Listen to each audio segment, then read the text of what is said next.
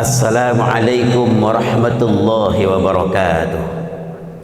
Bismillahirrahmanirrahim. Alhamdulillahirabbil alamin. Wassalatu wassalamu ala asyrafil anbiya'i wal mursalin wa ala alihi wa ashabihi ajma'in. Asyhadu an la ilaha illallah wahdahu la syarikalah wa asyhadu anna Muhammadan 'abduhu wa rasuluhu sallallahu alaihi wasallam la nabiyya ba'dah. Yang sama-sama kita hormati Bapak Pengurus Masjid Agung Nurul Iman beserta jajaran yang hadir siang ini, yang kita muliakan Al-Mukarram imam kita, kemudian yang kita hormati ibu-ibu dan bapak-bapak kaum muslimin wal muslimah sedang jemaah zuhur, yang insya Allah mudah-mudahan kita semuanya senantiasa dirahmati Allah Subhanahu wa taala. Alhamdulillah kaum muslimin, berkat nikmat-nikmat yang diberikan oleh Allah, nikmat Islam, nikmat iman, nikmat kesehatan dan kesempatan yang Allah berikan, pada siang yang cerah ini, siang yang terik yang berbahagia ini, kita telah mampu memaksimalkan diri hadir bersama-sama di Masjid Agung Nurul Iman yang kita cintai ini, dengan tujuan mengerjakan sholat zuhur secara berjamaah yang diselingi dengan tausiah agama. Harapan dan doa kita bersama Bapak dan Ibu, semoga Allah istiqomahkan kita, Allah tetapkan hati kita untuk selalu berjamaah ke masjid 5 waktu sehari semalam sampai akhir hayat kita nanti hendaknya. Amin. Allahumma ya rabbal alamin. Salawat barangkali salam buat kita besar Muhammad sallallahu alaihi wasallam. Allahumma salli ala sayyidina Muhammad wa ala ali sayyidina Muhammad fil alamin innaka Hamidum Majid. Ibu bapak kaum muslimin yang dirahmati Allah Subhanahu wa taala, Rasulullah sallallahu alaihi wasallam menjelaskan dalam hadisnya, ada 3 hal yang akan mengiringi seseorang sampai ke kuburannya. 2 diantaranya kembali pulang ke rumah, dan 1 tetap berada di kuburan menemani sang jenazah atau mayat. Dan 2 pulang ke rumah adalah harta benda dengan keluarga kita yang tetap tinggal bersama kita nantinya sampai hari kiamat di alam barzakh, itu hanyalah amal ibadah. Kaum muslimin yang berbahagia, inilah yang Allah sampaikan juga di dalam Al-Quran surat yang ke-63, surat Al-Munafikun ayat yang ke-9, serta surat At-Taghabun ayat yang ke-15. Allah sampaikan ke muslimin, harta dan keluarga atau anak-anak adalah ujian bagi kita orang yang beriman pada Allah Subhanahu wa taala. Seandainya mampu menjadikan harta dan anak-anak itu atau keluarga kita sebagai media dan fasilitas untuk dekatnya kita dengan Allah Subhanahu wa taala, maka Allah akan menjadikan pahala yang sungguh sangat luar biasa dan besar di sisinya untuk kita yang betul-betul memanfaatkan 2 momen tersebut untuk dekat kepada Allah taala. Kaum muslimin yang berbahagia, pertama harta. Bagaimanapun kayanya kita, banyaknya harta benda yang kita miliki, bagaimanapun mewah dan megahnya pakaian awak kaum muslimin, mahabana pakaian awak, maka yang kita bawa ketika meninggal nanti ke alam barzakh tidak lebih dari kain kafan. Megah pun, mewah atau mahal pun sekalipun mobil yang kita miliki miliaran harganya, tapi nanti dibawa ke kuburan besok hanyalah keranda yang diusung oleh sanak keluarga kita kaum muslimin. Maka setiap harta benda yang kita cari setiap hari, mulai dari jago lalok sampai kalalok beko malamnya, setiap kita peras keringat banting tulang mencari harta benda, mengumpulkan menumpuk harta benda, semuanya nanti dia akan diminta pertanggungjawaban oleh Allah Subhanahu wa taala. Dari mah harta ko kita dapat, baa cara mendapat hartanya, dan untuk kita pegunuan. Maka bersyukur dan beruntunglah kita kaum muslimin yang menjadikan harta benda, rezeki yang diberikan oleh Allah, yang dititipkan oleh Allah kepada kita, kita pergunakan dalam rangka beribadah pada Allah Subhanahu wa taala. Wa mimma razaqnahum yunfikun, kata Allah, sebahagian dari rezeki yang kami berikan kepada mereka, mereka infakkan, mereka belanjakan, mereka sedekahkan kepada Allah Subhanahu wa taala. Rajin berinfak, rajin bersedekah, rajin awak membantu pembangunan masjid dan sebagainya. Kalau kita cari kaum muslimin di beberapa tempat, mohon maaf dalam tanda kutip, di toilet umum, di WC umum, hanya sekedar numpang buang air saja ke situ, tampaknya kumua babaun pulau bayi 3.000 5.000 kaluan piti wak. Tapi ketika berwuduk dan buang air contohnya, di toiletnya masjid bersih, toiletnya harum, toiletnya bisa lo beribadah dengan tenang. Jarang namuah yang mengeluarkan hartanya. Yang hadir salat zuhur berjamaah itu lebih dari 300 orang, tapi piti infak dapat kadang-kadang tak sampai 50.000. Di masjid lain pernah kita saksikan seperti itu. Nah, kaum muslimin yang dirahmati Allah, saking baragonya piti ko dakwah, artinya saking susahnya kita untuk berinfak, bersedekah, membelanjakan harta jalan Allah. Ingin kayo gadang banyak, ingin berlimpah ruah rezeki diberikan oleh Allah banyak di antara kita, tapi bersedekah sampilik kari yang cekeh balapi awak bapak ibu endak kan pernah bisa. Kaum muslimin yang dirahmati Allah, jadi setiap harta yang benda kita kumpulkan, perbanyaklah ibadah, perbanyaklah infak, sedekah, perbanyaklah zakat, wakaf dan sebagainya. Kaum muslimin yang berbahagia, apalagi kita yang sudah tua, kita adalah tua-tua dalam lebih 40 tahun kata, harus lebih banyak memikirkan akhirat dibandingkan dengan dunia. Harus lebih banyak memikirkan untuk kaisuk dibandingkan dan kabusuk apa lain dan kalapuak tamasuk dan kakan ibu buat. Harus lebih banyak memikirkan dan kawak bau dibandingkan yang kita tinggalkan. Kalau harta benda kita tumpuk selama ini lalu kita biarkan untuk investasi dunia saja, banyak di antara awak kaum muslimin yang berinvestasi untuk kehidupan dunia.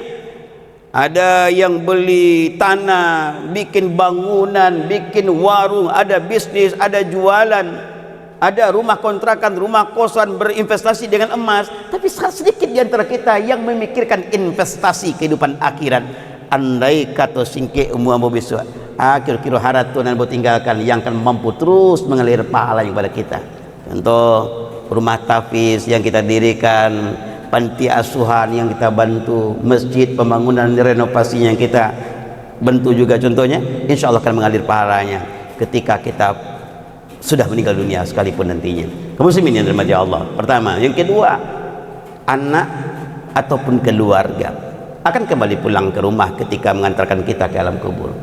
Kalau nan ibu-ibu, salutnya kita ibu bapak, ibu-ibu itu ketika meninggal suaminya, berapa orang pun anaknya, walaupun anakku masih ketek-ketek dan seorang ibu atau istri itu tidak punya pekerjaan, jarang bertamu dawak kalau istri meninggal suaminya, beliau akan menikah lagi, jarang bertamu dawak.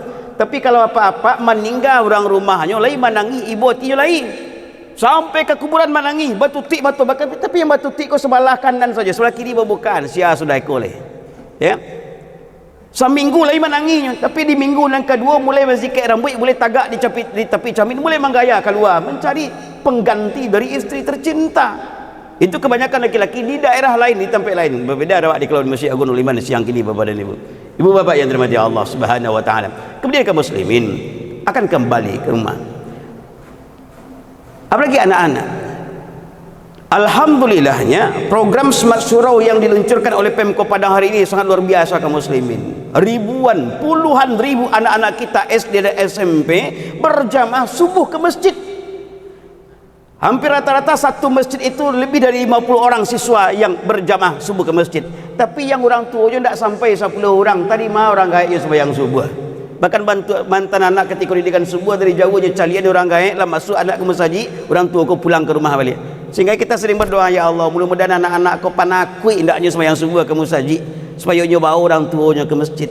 Maka sering kita sampaikan ke muslimin, jangan pernah suruh anakmu untuk berjamaah ke masjid, tapi ajaklah mereka untuk ke masjid. Jangan sekadar disuruh saja, tapi ajaklah mereka ke masjid.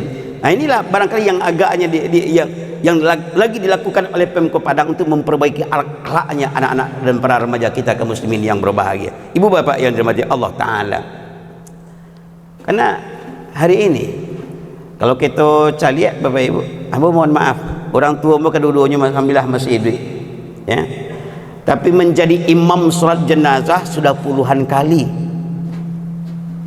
Kecek keluarga yang berduka, Ustaz tolong saja lebihan Ustaz cik, mangga lebihan Pak Ustaz saja jadi imamnya beko. Ndak ada almarhum atau almarhumah kau punya anak laki-laki Pak, kecek ambo ke keluarga yang berduka. Lah Ustaz, tunan tukang foto-foto yang memvideokan itu tuh anak beliau tuh Ustaz almarhum. Betapa ruginya kita jadi orang tua bapak ibu. Sajak dari dalam kandungan anak kita gadangan, anak kita pelihara, anak kita biayai sampai sekolah, sampai kuliah S1, S2 bahkan S3 sekalipun contohnya. Puluhan bahkan ratusan juta rupiah dihabiskan untuk anak, tapi saat yang sangat dibutuhkan oleh orang tua, anak tidak mampu menolong orang tuanya. mencabik kain kapan tak pandai, memandian orang gaib tak bisa, menjadi imam solat pun tak mengerti sama sekali. Yang bisanya cuma memvideokan kenang-kenangan terakhir dengan ayah bunda tercinta itu didokumentasikan, kemudian mangkik karando mai orang gaibnya ke kubur. Itu saja dan pandai. Rugi kita jadi orang gaib kaum muslimin. Pertanyaan renung bagi kita bersama, sampai hari ini, siang ini, bagaimanakah kondisi anak bujang awak di rumah atau minantu kesayangan awak yang kita bangga-banggakan gaji belasan juta tiap bulan di rumah? Andai kata Allah panggil kita untuk selama-lamanya, sudahkah mereka mampu untuk menyelenggarakan jenazah orang tuanya untuk yang terakhir kalinya? Kaum muslimin yang dirahmati Allah Subhanahu wa taala, maka para ulama mengatakan, bara orang pun anak kita di rumah, minimal gak seorang, wakafkanlah untuk agama, sedekahkan untuk agama, kegunaan dan keuntungan untuk kita nantinya. Sehingga kata Rasulullah dalam hadisnya, ada dua riwayat yang hampir senada. Pertama, idza mata ibnu adam inqata'a amaluhu illa min salasin. Yang kedua, idza matal insan inqata'a amaluhu illa min salasatin. Ketika meninggal anak Adam atau manusia, terputuslah. Inqata'a itu bermakna intaha, tertahanlah amal ibadahnya kecuali 3 perkara. Satu di antaranya doa anak yang soleh. Pertanyaannya Bapak Ibu, anak yang soleh yang mendoakan kau masih hidup-kah inyo ataulah meninggal sama orang gaib? Masih hidup. Berarti yang hidup mendoakan orang meninggal dunia. Dengan kata lain, sampaikah doa awak nan hidup untuk orang meninggal dunia? Sampai. Walaupun ada pemahaman-pemahaman yang mulai di Padang sekalipun dia mengatakan, takkah sampai ke doa nan hidup itu orang meninggal? Orang meninggal tak perlu doakan. Jelas terputih amal ibadahnya. Yang terputus tu amal ibadah yang langsung dikerjakan oleh yang bersangkutan. Inyolah meninggal, tak bisa beribadah. Tapi ada momentum, ada fasilitas lain diberikan oleh Allah yang ibadah kau sampai kepada beliau. Sedekah jariah, ilmu bermanfaat, doa anak yang soleh. Dia sampai. Maka kadang-kadang ketika diskusi dialog dengan kawan-kawan dan berpaham terkait itu, andai singkit umur tuan dulu tuan meninggal, besok ambo insyaallah akan tetap mendoakan. Tapi kok sampai pekiriman ambo jangan takaji menerimanya. Bapak Ibu yang dirahmati Allah Taala. Kemudian yang terakhir, amal ibadah. Ikonan dan tetap bersama dengan kita di alam barzah nantinya Bapak dan Ibu. Semuanya nan dua tadi pulang ke rumah, nan cik kau tinggal jawab. Andai kata dikaji memuhasabah kini, panorama ditabik patah tampak nan dari batu balantai. Banyaklah hendaknya kita bermuhasabah supaya hidup tidak tabuk sansai. Andai siang ini kita dipanggil oleh Allah untuk selama-lamanya, manakah yang lebih banyak antara pahala dan dosa kita? Mana lebih banyak antara kebaikan dengan keburukan yang kita kerjakan? Banyak di antara kita Bapak Ibu yang hadir zuhur kini di Nurul Iman dalam rangka memperbanyak amal ibadah, tapi mohon maaf sekali Ibu Bapak, awak lupa memaksimalkan diri untuk terhindar dari perbuatan maksiat dan dosa. Berjamaah lain dan bagus jiang tak tertinggal, berjamaah lain, puasa sunnah lain, tahajud lain, tapi menipu orang lain, berbohong, berdusta, tidak pernah tertinggal. Kadang susah banget untuk meninggalkannya Ustaz. Itu pengakuan daripada jamaah terkadang kaum muslimin. Jadi ketika ingin bertobat, maksimalkan diri beribadah, tapi jangan lupa maksimalkan diri kita untuk terhindar dari maksiat dan dosa kepada Allah Subhanahu wa taala. Jangan sampai hendaknya sama bantu maisi tangguh Bapak dan Ibu. Harapan awak sangku awak ibadahlah tanggung tak tanggung banyak. Rupanya ketika sakatul maut, ya, lebih banyak dosa dibandingkan dengan pahala kita. Terima kasih atas segala perhatian, maaf atas segala kekurangan. Mudah-mudahan kita semuanya nanti meninggal dalam keadaan husnul khotimah, banyak amal ibadah kita, meninggal dalam keadaan husnul khotimah, tersenyum kembali menghadap Allah Subhanahu wa taala. Billahi taufik, wassalamualaikum warahmatullahi wabarakatuh.